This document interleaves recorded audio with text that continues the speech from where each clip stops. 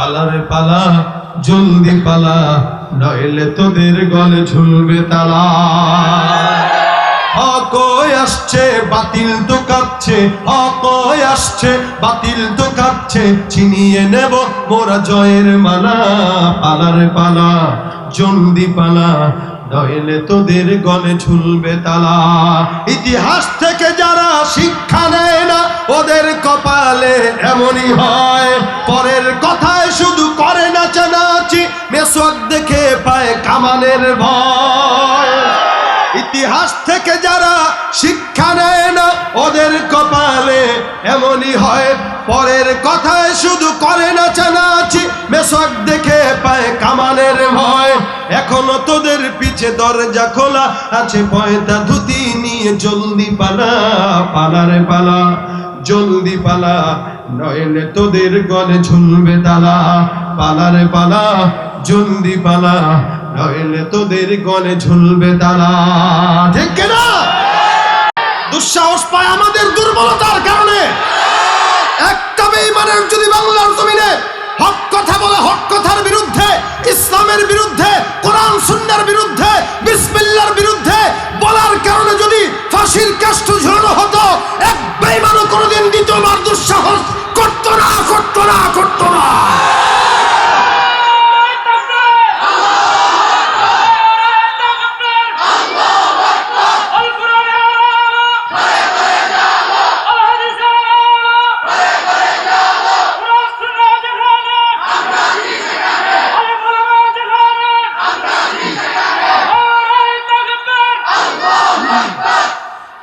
আল্লাহ পাকের ধরা বড় কঠিন ধরা, ঠিক না? এইজন্য আল্লাহ পাক বলেন মা কানা রাব্বুকা নাসিয়া। আল্লাহর হাবিবকে বলেন, আল্লাহর হাবিবকে বলেন হুজুর আপনার রব কোনোদিন ভুলেন না, ছাড় দেন মাঝে মাঝে কিন্তু ছেড়ে দেন না। যখন এমন ধরা ধরেন, আল্লাহ পাক বলেন আমি যদি ধরি দুনিয়ার কোনো জায়গা নাই যেখানে তুমি যাই টিকতে পারবা। সব দুয়ার বন্ধ করে দেব একটা একটা করে, কোনো জায়গায় ঠাঁই পাওয়া যাবে না। আল্লাহর ধরা বড় কঠিন। এই কারণে ইসলামের বিরুদ্ধে যারা অবস্থান করে, এদের বিরুদ্ধে আমাদের ঈমান যদি সব সময় সোচ্চার থাকে, তাহলে এরা কোনোদিন আমাদের ইসলামের বিরোধিতা করে কুল পাবে না।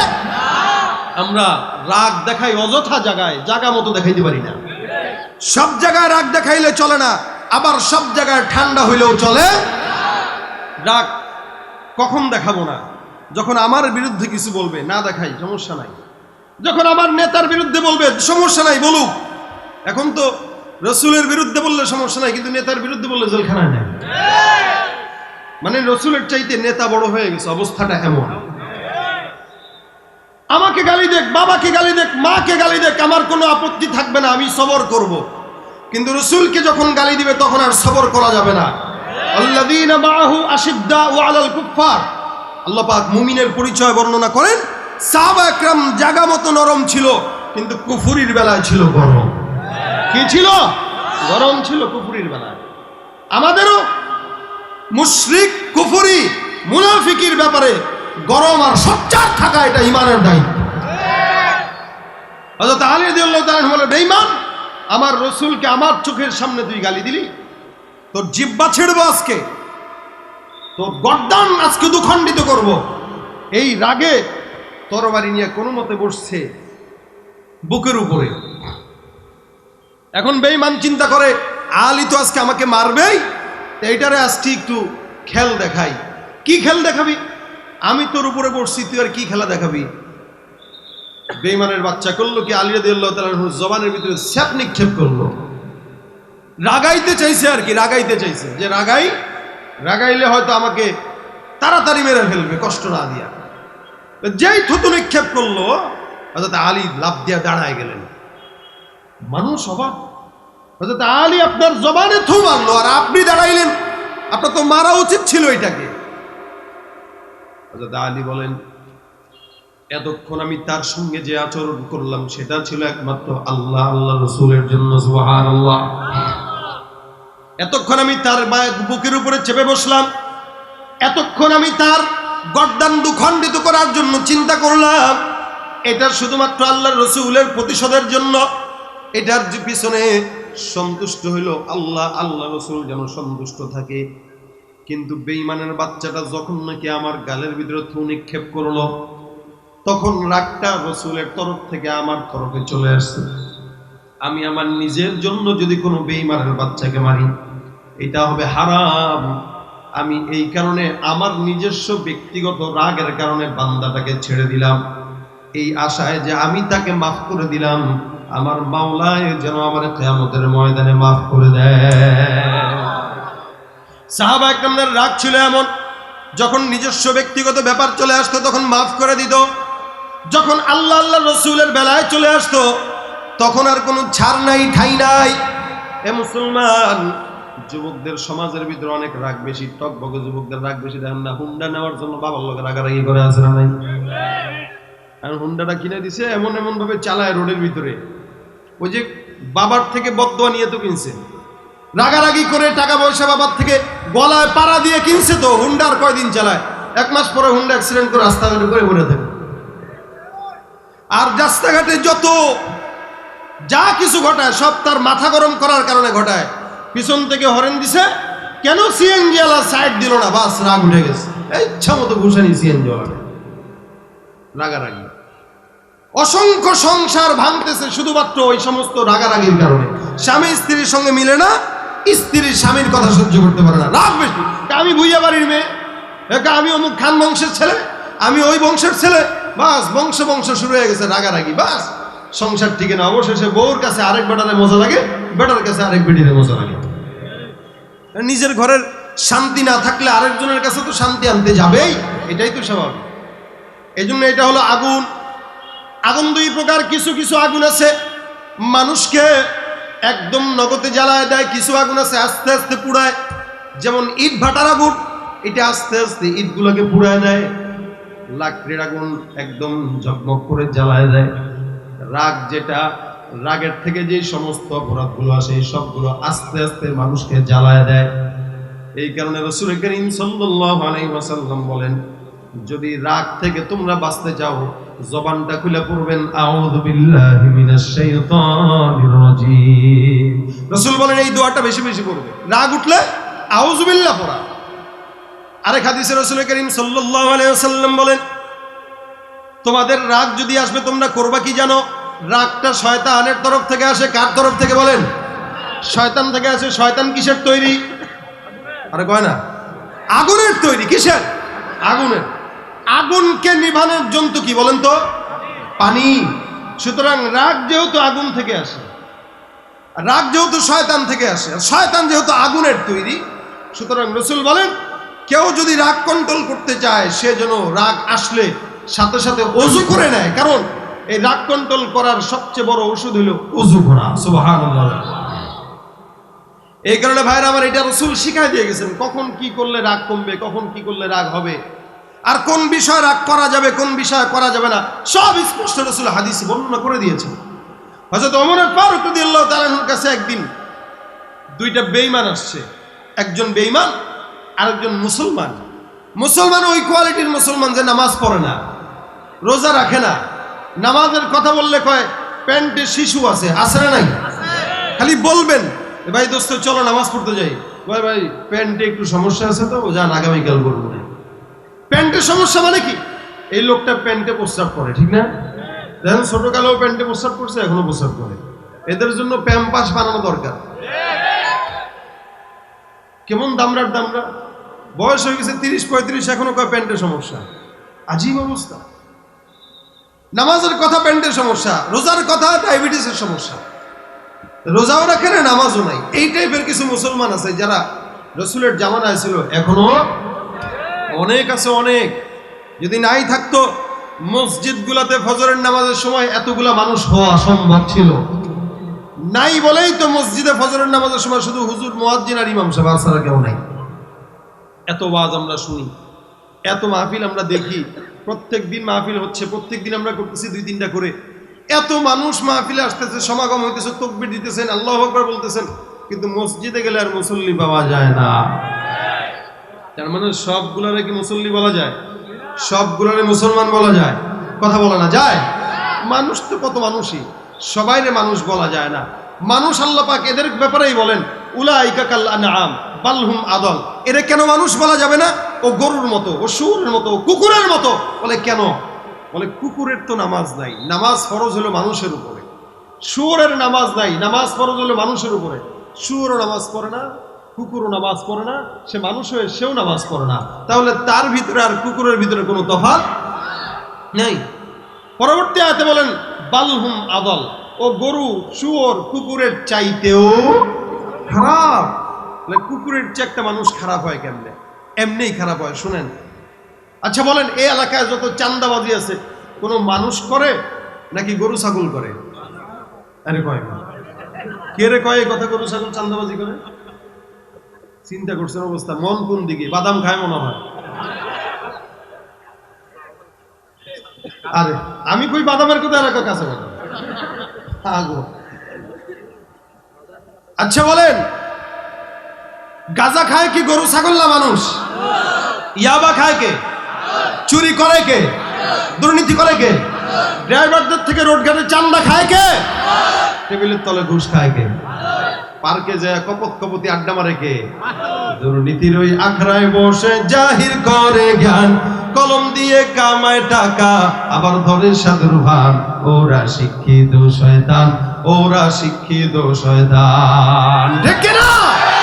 ওরা হলো দেশের লাগি মহামারীর মতন, ফাইলে কলম ঠেকাইয়া চালায় শুধু নির্যাতন। ওরা হলো দেশের লাগি মহামারীর মতন, ফাইলে কলম ঠেকাইয়া চালায় তারা নির্যাতন। ঘুষের টাকায় ওদের ভুঁড়ি, ঘুষের টাকায় ওদের ভুঁড়ি করে যে টান টান। ওরা শিক্ষিত শয়তান, ওরা জোরে, ওরা শিক্ষিত শয়তান, ওরা শিক্ষিত শয়তান। পীরগিরিয়ার মাজার পূজা চলছে দেশটা জুড়িয়া, শিরকি আর ভণ্ডামিতে দেশটা গেছে ভরিয়া। গাজার কলকি টান মারিয়া, গাজার কলকি টান মারিয়া দেখায় খাজার শান। ওরা শিক্ষিত শয়তান, ওরা শিক্ষিত শয়তান, ওরা শিক্ষিত শয়তান, ওরা শিক্ষিত শয়তান। শিক্ষাঙ্গনের দিকে ভাইরে দেখো না চোখ মেলিয়া, ছাত্ররা সব বই ছাড়িয়া আছে শুধু প্রেম লইয়া। এই ঠিকের এখলাসটা বেশি মনে হইল। তার মানে এলাকায় এটা হয় না? হয় না? শিক্ষাঙ্গনের দিকে ভাইরে দেখো না চোখ মেলিয়া, ছাত্ররা সব বই ছাড়িয়া আছে শুধু প্রেম লইয়া। অস্ত্র সে তো সঙ্গের সাথী হইতে মাস্তান। ওরা শিক্ষিত শয়তান, ওরা শিক্ষিত শয়তান, ওরা শিক্ষিত শয়তান, ওরা শিক্ষিত শয়তান। ঠিক না বেটি? ভাই আমার ঘুষ খায় কেডা? চান্দাবাজি করে কে? কোনদিন তো এমন হয় নাই যে 10-15টা কুকুর একসঙ্গে আইসা বাজারে বলতেছে এই আমরা কুত্তা সমিতি আসছি, ইনি সভাপতি, এনে সেক্রেটারি, উনি এই আমাদেরকে মাস শেষে 5,000 টাকার হাড্ডি যদি না দাও হরতাল হরতাল হরতাল। বলছে কেউ? যা গুনাহের কাজ, অন্যায়, অপরাধ, চাঁদাবাজি, রাতারাতি আঙুল কুলে কলা গাছ হওয়া সব করে কে? আল্লাহ কয় যেটা কুত্তা করে না, যেটা শুয়োর করে না, যেটা গরু ছাগল করে না, ওইটা তুমি করার কারণে বালহুম আদল, তুমি গরু ছাগল কুকুরের চাইতেও খারাপ। ঠিক কিনা? সুতরাং সবাইরে মানুষ বলা চলে। এখানে কত মানুষ আসছে যাওয়ার সময় দেখেন মোবাইল চুরি করে নিয়ে গেছে, কথা কয় না? আরে গত 3-4 দিন আগে এক মাহফিল এরকম হয়েছে। আমি কথা বলার সাথে সাথে হুজুর আমার মোবাইল নাই, আরেকজন কে হুজুর আমার জুতা নাই। আমি বাপরে বাপ, তাই না? যারা আসছে সবাই কি মুসল্লি? হ্যাঁ, আমি কারো চোর বলতেছি না, চোরও তো থাকতে পারে, পারে না? তাহলে মসজিদে আবার টুপি মাথায় দিয়া জুতা চোর কোত্থেকে ঢুকে বলেন? এখানেও জুতা চোর আছে।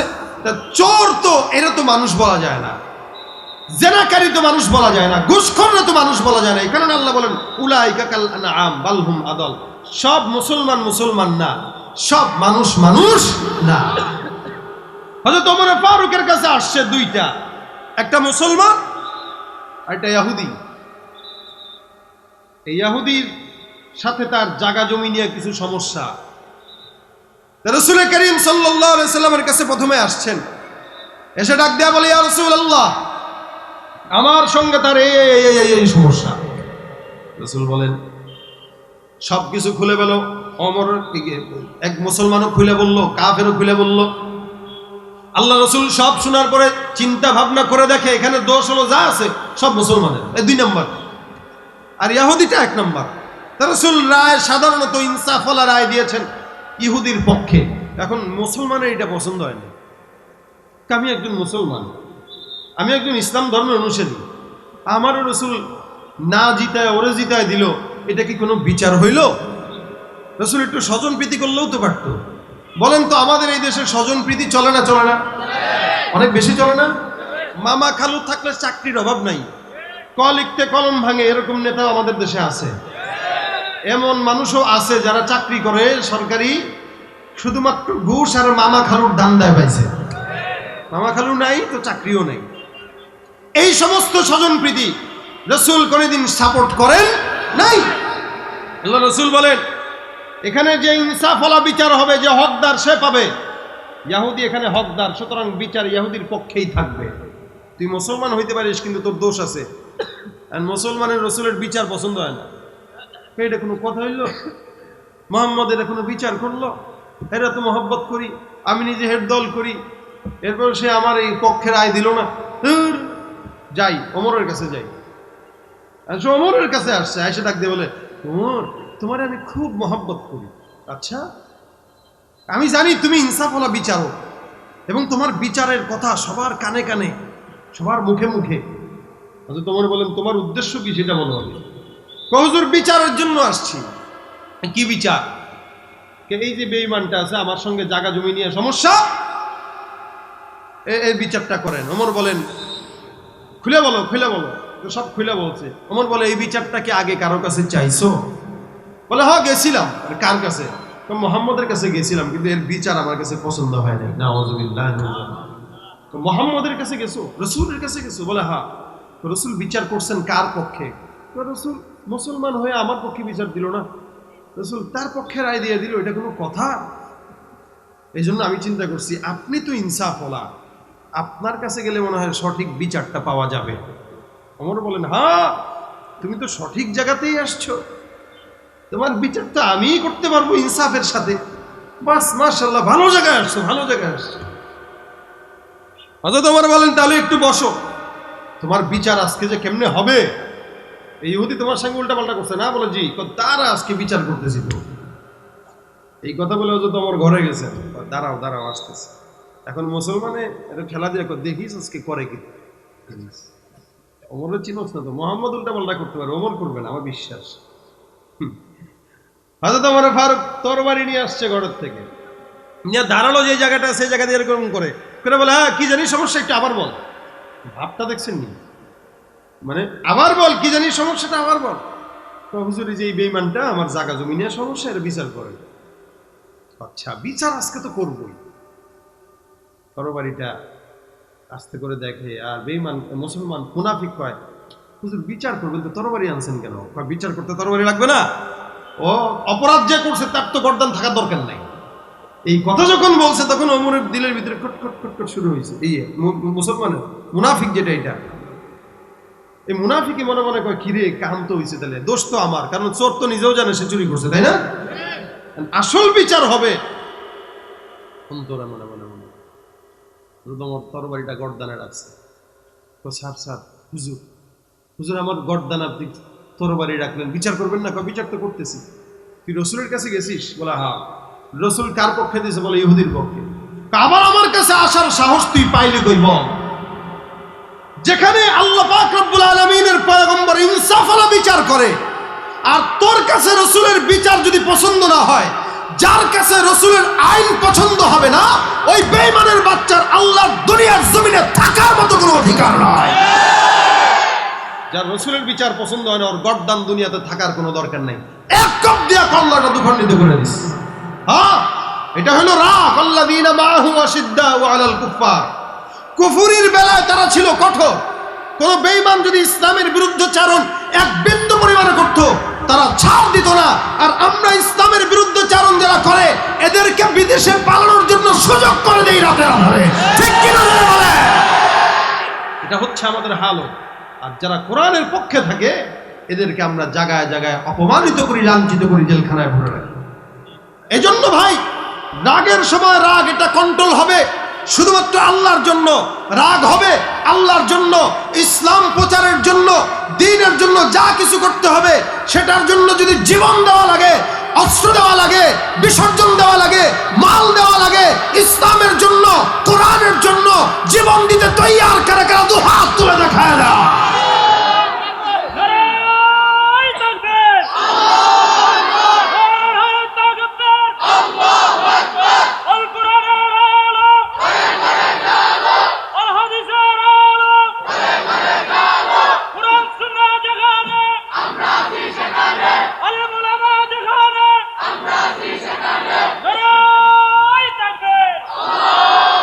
পালারে পালা, জলদি পালা, নইলে তোদের গলে ঝুলবে তালা।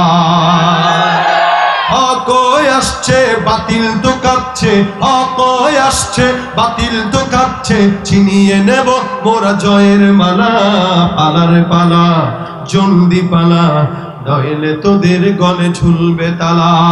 ইতিহাস থেকে যারা শিক্ষা নেয় না ওদের কপালে এমনই হয়, পরের কথায় শুধু করে নাচানাচি, মেসওয়াক দেখে পায় কামানের ভয়। ইতিহাস থেকে যারা শিক্ষা নেয় না ওদের কপালে এমনই হয়, পরের কথায় শুধু করে নাচানাচি, মেসওয়াক দেখে পায় কামানের ভয়। এখনো তোদের পিছে দরজা খোলা আছে, পয়তা ধুতি নিয়ে জলদি পালা।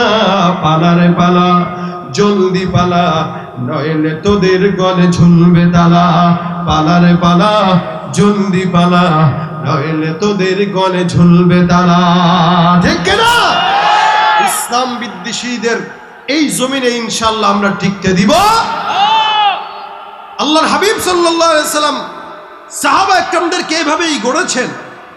তারা রাসূলের আদর্শ পেয়ে এরাও এমন ভাবে আচরণ করত, নিজের বেলায় যখন আসতো তখন সাবিরিনদের কাতারে থাকতো। এই কারণে আল্লাহ পাক বলেন, ইন্নাল্লাহা মা'আস সাবিরিন, আমি আল্লাহ ধৈর্য ধারণকারীদের সঙ্গে হই, আমি আল্লাহ এদের সাথে থাকি।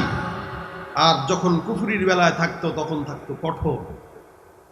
ভাইরা আমার, তখন উসমান শাহ হুজুর উনার এক কিতাবের ভিতরে এক হুজুরের ঘটনা বর্ণনা করেন, আল্লামা মারুফ কারখী রহমতুল্লাহ আলাইহি। আপনারা যারা আলেম ওলামাদেরকে দেখলে গালি দেন, যাদের কাছে টুপি দাড়ি ইসলাম পছন্দ হয় না, কিছু মানুষ আছে এই সমস্ত মজলিস দেখলে চুলকানি হয় খুব বেশি, ভাল লাগে না এদের। এদেরকে গানের কনসার্ট দিবেন, মেয়েদেরকে নাচায় দিয়ে দিবেন, দেখবেন 40,000 50,000 টাকা দিয়ে দিতে তৈয়ার। মাহফিলের জন্য 500 টাকা চাবেন, 5 টাকা দিয়ে বলবে 500 টাকার কথা। আছে না নাই? এই খাওজানি এত বেশি, এদের জন্য একটা মলম আছে, সেটা গুলিস্তানে আছে মাত্র 5 টাকা। কি মলম বলেন? পাগলা মলম। কি একদম 5 টাকা। এই পাগলা মলম লাগাই দিবেন, ঠিক হয়ে যাবে।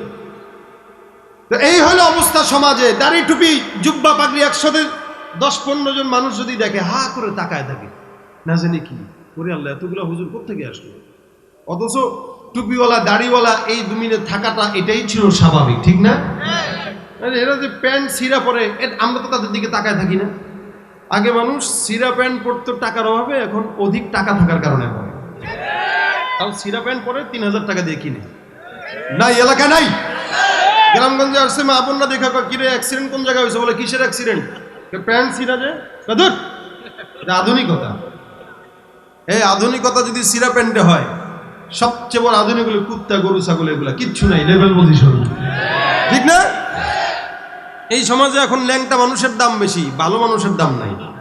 আমি একবার এই বছরই গত 4-5 মাস আগে আমার পল্টনে একটা ভালো রেস্টুরেন্ট আছে, রুফটপ 20 তলার উপরে। আমরা 10-15 জন মিলে সেখানে যাচ্ছি মিটিংয়ের জন্য, খাবার দাবার হবে, মিটিং হবে। তো আমাদের সাথে একজন আছে, সে লুঙ্গি পরে আসছে। কারণ আমরা সবাই ঢুকলাম, রিসেপশনের লোকরা এসে বলে, sir sir please sir, don't allow sir, don't allow. কি ডোন্ট এলাও? স্যার লুঙ্গি পরে এখানে ঢোকা নিষেধ। আরে লুঙ্গি পরে ঢোকা নিষেধ, এটা কারণ কি? লুঙ্গি তো পড়ছে, ল্যাংটা তো আর না, লুঙ্গি পরে ঢোকা নিষেধ। স্যার স্যার বলতে বলতে মুখ ফানা তুলে ফেলতেছে, ঢুকতে দিবে না। ভাই আজীব অবস্থা। এই লোকটা 15-16 জন আসলাম, এই লোকটার না নিয়ে কি আমরা হোটেলে ঢুকবো? তো স্যার কিছু করার নাই, আমাদের এটা রুলস স্যার। আচ্ছা রুলস বুঝলাম, কিছুক্ষণ চিন্তা করতেছি কি করবো। এখন ওই স্যারেরা দিচ্ছি ধমক, তুই লুঙ্গি পরে কোন দুঃখে এনে আসলি বল, তুই জানোস না এই হোটেলে আসবি কেমনি? আমি তো ফ্লাইটে লুঙ্গি পরেই উঠি, যে ফ্লাইটে লুঙ্গি পরে উঠেছে এখানেও আসছে। যাক, আমরা কিছুক্ষণ দাঁড়াইছি, 2 মিনিটের মাথায় একজন ভদ্রলোক হোটেলে ঢুকলো, এতটুকু একটা হাফ প্যান্ট পরে, হাঁটুর উপরে, মানে পুরাই হাফ প্যান্ট আর একটা গেঞ্জি পরে সুন্দর ডাং ডাং ডাং ডাং করে হাঁটতে হাঁটতে লিফটের সামনে গেছে। ভাই কি হলো এটা? বলে কি স্যার কোনো সমস্যা? আমাকে এই যে ঢুকলো, বলে কি কোনো সমস্যা স্যার?